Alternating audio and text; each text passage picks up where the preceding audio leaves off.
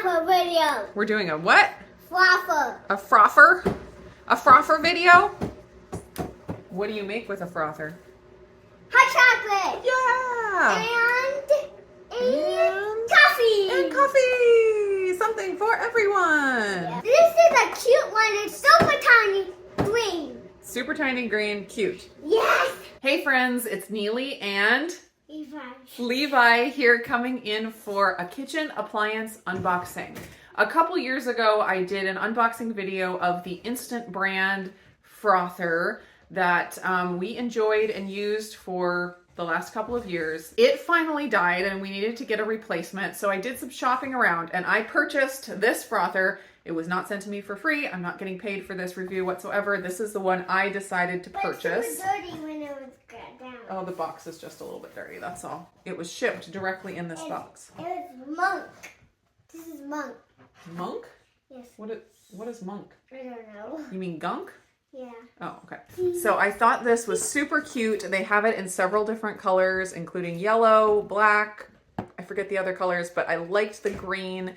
Super cute. Yay! Maestri house. I don't know if that's how it's said. Maestri house. Maestri. I don't have any experience with this brand, so we will just see how it goes. The kids love to use the frother for making hot chocolate. They can make hot chocolate directly in the frother, which is wonderful. So they are actually the primary ones that use the frother in the house, which is probably why the last one only lasted 2 years. But this is a really big capacity one, so we can make multiple cups of hot chocolate at once. Okay, Levi, I think we're ready to do it. Are you ready? Yes, let's open it. Let's open it. I have a big face. Go. Pull that Pull this out. out. Whoa. Wow. Pull that out. There's a plug. You gotta pull this off first. I'm going to take the plug I'm out. gonna take the plug out. Look at it. Okay, let's pull it out of the box. Let's see, this is the pitcher. So cute. It looks like a cup. It looks like a little pitcher. It's got a little handle to pour and the lid. It looks like a cup. And this is the frothing stuff. All right, let's get the rest of it out. Careful. Oh, I got it. There's the face. So you got the instructions. I got that. Some cardboard in here. I'm gonna take off. Oh, thanks. This is, okay, wait, Levi, this is gonna be satisfying. You ready? Yes. Okay, so be quiet. Ready? Was that satisfying? Yes. Oh, okay, good. What's in it? All right, there's all the buttons on I there. can see it. Yeah, there was a piece of cardboard in there. I took it off. And we have our instructions, manual, and how to select the whisk set. How can we Oh, so like how to choose which whisk attachment you're going to use for the different drinks that you're going to make. And then just how to use the milk frother. I took the pull of it Oh, out. yeah. Oh, yeah, we got to take the twisty off. Yeah, and can I plug it in so it can Not quite yet. We still got to look at all the pieces. Happy. And then this is the last thing in here. This is interesting. It looks like something to clean it. That's what I guess. Yeah, We'll have it to see is. what it is. It's like a sponge held by some tongs. Little tongs. And on a sponge. So we'll have to read the instructions about that. So in here we have there's some cardboard we got to get out. There's the bottom of the frother. So it's interesting. The bottom is flat because I think they said there's a magnet in the bottom that holds the frother thing. So I kind of like that. I think it'll be easier to clean because the other one that we had a little thingy sticking up that the whisk attachment went on. And so, I mean, this will be super easy to clean. It's just like a little pitcher. The other way. Okay, so we have Slippers. couple things. We have this. I have this. And this whisk attachment goes on. There's the little up on there so you know which way to put it on. And this is the little cover apparently for when you make hot cocoa that goes over it. Just like that. But I want my hot cocoa. You do, so we'll probably use it just like this. Okay, so what we're going to do is we're going to wash the pieces and we're going to read the manual. You ready to read the manual? No. Oh, you gotta read it. You gotta read instructions. And then we will test it out by making some what? Hot chocolate. Hot chocolate. So I'm looking through the manual, and this has all of the parts labeled. I cannot find any information whatsoever about what this is or what it's for. Or cleaning. I looked under the cleaning and care section and still nothing. So that's very interesting. I'd love to know the thoughts behind this. So there is a magnet, but it seems to be in the base. So it doesn't magnetize when you just put it in here, but once you put it in the base, then it suctions in or magnetizes into the picture. One thing that I like about this compared to our last one is that it is just made out of stainless steel. It doesn't have any nonstick coating or anything, which may make it more difficult to clean, but I like the idea of lessening the nonstick in my house. It's not completely gone, but if I can lessen it, I like that. Okay, let's plug it in and see what it does. Oh, it beeped at us. It shows us the temperature here. So you can control the thickness of the milk foam. And so you want 10% milk foam, you pick this icon and you use the milk heating whisk. And then they have the recommended amount. If you want 30% milk foam, you choose the same setting, but then you use the milk frothing whisk. I am not sure the difference between the heating whisk and the frothing whisk.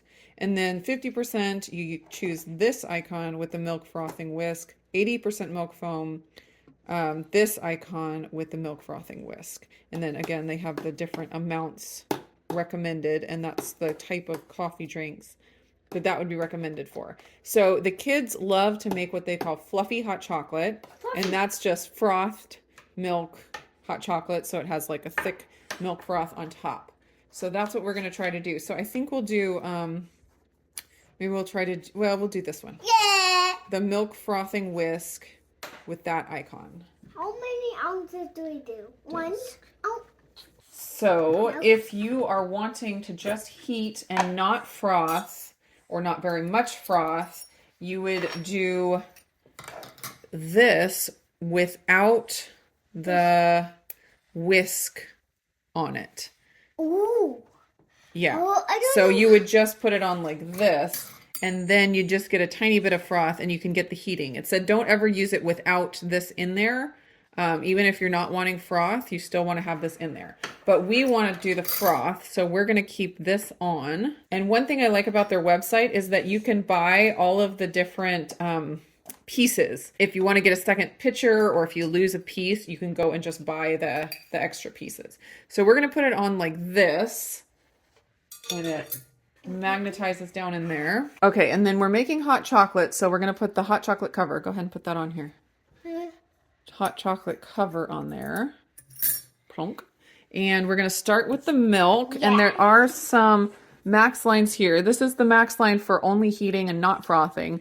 This is the max line for frothing. I want not frothing. And then there's the minimum down there. I want the minimum. No, well, the minimum's like 3 ounces, I think. And we'll do more than that. We'll do kind of between the minimum and maximum amount. Now let's do this. And wait, not yet. We got to get it started first. So we'll put the lid on, and then after we get it started, we'll throw in the allulose and we'll throw in the cocoa. Do cocoa first. So let's see. We'll hit power. So I thought these little cups were buttons up here, but it's not. You have to press this to toggle between them. So we want the middle one. And then I guess we can change the temperature here. Oh no, that's still toggling. That was how we changed the that was how it was on the packaging. Oh, that's right. So you can change the temperature. 120, 140, 160, and then that. And it had the instructions of what that meant here. Let's see. Oh yeah, here we go. So room temperature, so just probably not heating. That's the cold latte. So we'll put it on 140 since we're doing hot chocolate. Latte is a type of coffee. A latte? Yeah, it is. You're right. How did you know that? But it's also a type of chocolate. No, a latte with chocolate is called a mocha. All right, so we're going to hit the power button here. Ooh, I love mocha. Oh, you do. And there it goes. Whoa, that's super fast. Yeah. Can I open it? All right, and we're going to add in the cocoa and the allulose here in just a second.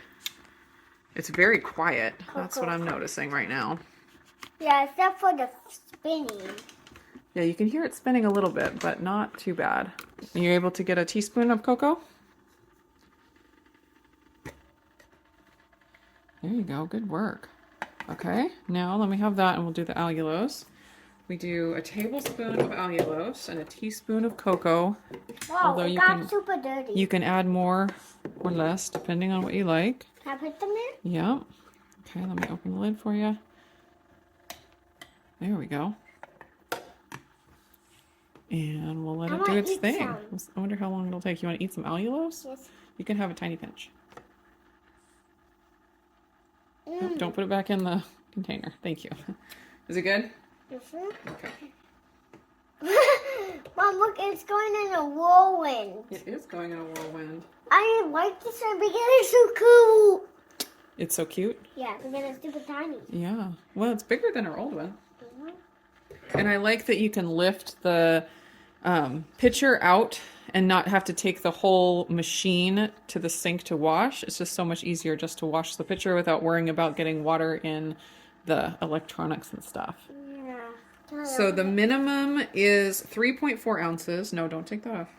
The maximum for frothing is 10 ounces. And then the maximum for just heating milk is 20 ounces. The maximum for hot chocolate that's without frothing is 17 ounces.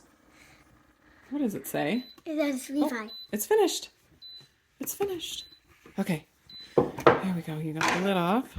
Ooh. There's our hot chocolate. Ooh, it does look kind of fluffy. You want some? The YouTubers? Or me? You want some hot chocolate too? I think I'm going to make myself a latte or a cappuccino. That's one interesting thing to note. Of course, when you take it off of the base, it's not magnetized anymore, so that can dump. So just take this out before you dump. So here's the froth on top of the hot chocolate. Yummy! Is that what you wanted? Yes. Yeah. All right, you ready to go enjoy your fluffy hot chocolate? Yes. Yes. All right, here you go. Can it be done this video now? Yeah, I'll do the rest. Thanks for your help. While Levi enjoys his hot chocolate, I'm going to attempt to make a cappuccino. Although I only use, if I'm ever going to make like a latte or a cappuccino, I only use half and half because I don't want all the lactose in whole milk or any other kind of milk. So it may not froth up as much as lower fat milk would. From what I understand from my old frother, the lower in fat the milk, the better it froths. And so, at least in my old frother, heavy cream did not really froth up. Half and half frothed up pretty good, but then the less fat you had in the milk, the more it frothed. So I'm curious to see how the half and half is going to do and how much froth I can get. I'm going to go ahead and do exactly what's recommended for 80% milk foam.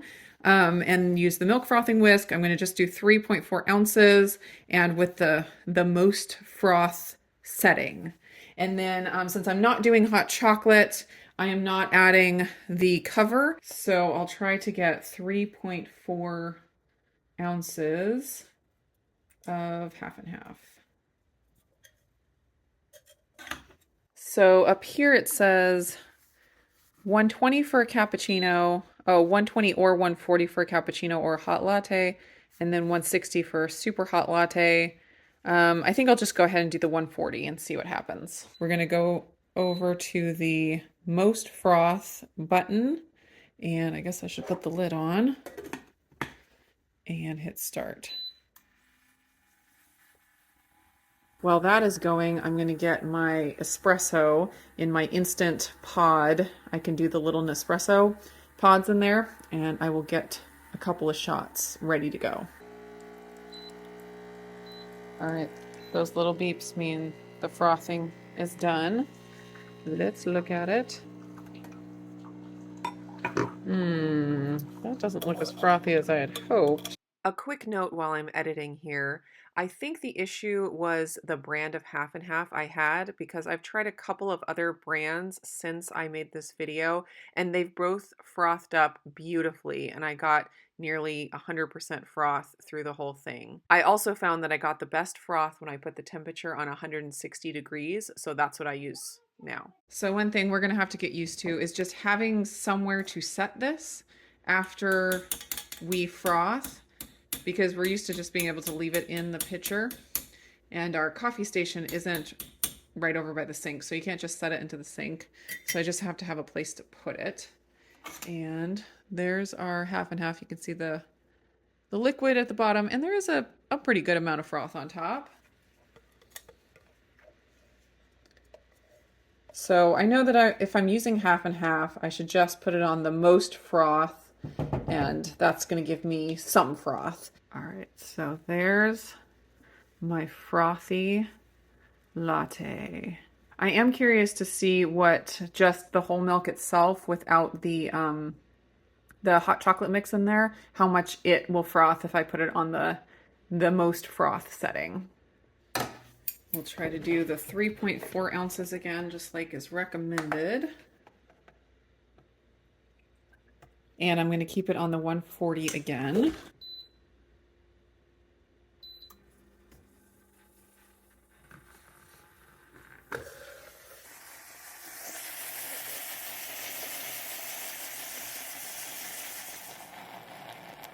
Definitely getting frothier than the half and half.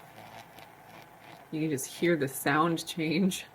It also looks like a finer micro foam than I got with the half and half as well.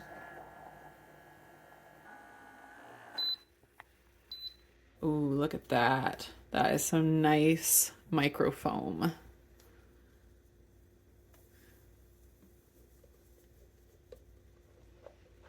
I love being able to scrape the whole bottom without something sticking out there. Definitely like that feature. All right, so it is nearly all foam. I don't know that you can even see a line. I mean, the bottom is definitely more liquidy than the top, but it's pretty foamy all the way through.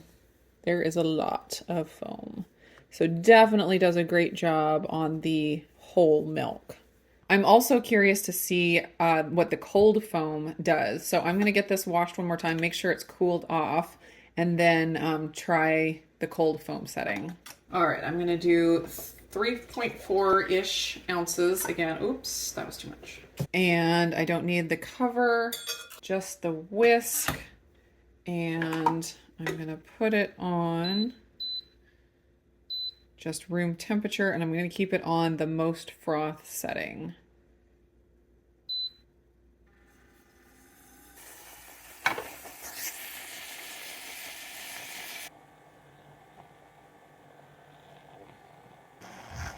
I feel like it frothed up and then it started to lose the froth, and it's getting big bubbles again now. And that's not great. Yeah, that's disappointing. The cold froth is pretty non-existent. Wow. Maybe it would work better if you use skim milk or 2% milk, but as far as whole milk goes, not great. So far I'm not like blown away like it's way better than the last frother I had, except for the fact that you can take the pitcher out, it's easier to clean, it's stainless steel, that kind of thing. As far as the performance of it, I'm not like blown away like it's, you know, way better than the other ones that I've tried, but I'm not unhappy with it. I think it'll do the job for us. I like that the kids can make multiple cups of hot chocolate at a time. The cleaning thing, I think, is going to be a big, big plus. I love that. I love that you can buy the replacement parts. That's another huge thing. I can't, of course, speak to the longevity of the product yet. If it breaks quickly, I will definitely come back and put in the description or in the comments like how long it lasted. But so far, I think it's super, super cute. I love the color options. I love a lot of things about it. So anyways, that is my review of my new milk frother. I hope you guys enjoyed it. If you have a brand of milk frother that you have used and liked, please feel free to recommend it down in the comments. That's going to be it for this video today. I hope you guys enjoyed it, and I will see you again in the next one.